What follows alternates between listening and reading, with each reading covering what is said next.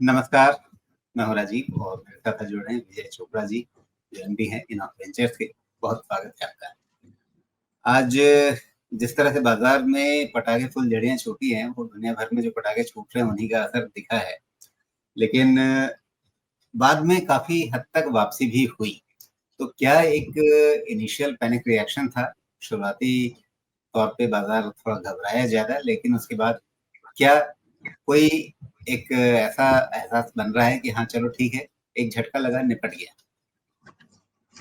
नमस्कार राजीव जी, एक बार फिर से धन्यवाद। बहुत बहुत आपने आमंत्रित किया अपने चैनल पे। देखिए जो जियोपॉलिटिकल सिचुएशन है, अगर आप पिछले 2 साल से देखें तो बहुत ज़्यादा वॉलेटाइल है। जहाँ रशिया यूक्रेन से कहानी शुरू हुई, उसके बाद हमने देखा कि मिडल ईस्ट में हाउथीज ने काफ़ी परेशान किया।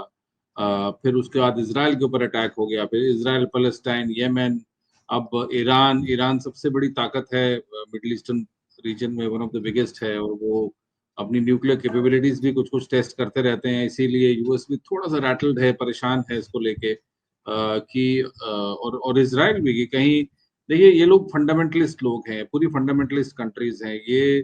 जो ज्यूज का और जो दूसरे सेक्ट्स का जो जो लड़ाई है, आज का नहीं है, हजारों सालों का है। अगर आपको याद हो डेविड और गोलियत की लड़ाई, जो कि बाइबल में लिखी हुई है, वो करीब करीब 4-4,500 साल पहले की है, और तब भी यहूदियों के बीच में और पैलेस्टीनियंस के बीच में लड़ाई थी।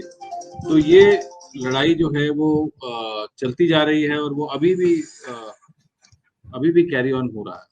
तो हमें नहीं मालूम पता कि कितना और प्रॉब्लम आ सकता है, ये पटाखे और बजेंगे कि नहीं बजेंगे, कितना एस्केलेशन होगा। जैसे भारत पाकिस्तान के बीच में हुआ, तो हो सकता है कि यूएस इंटरवीन करे और ये कुछ शांति हो, या और कोई कंट्री करे, या एमबीएस करे, सऊदी अरेबिया करे। तो कई तरीकों से यदि हम देखें तो मुझे लगता है कि अभी कहना मुश्किल है कि ये लड़ाइयाँ बंद होंगी कि नहीं।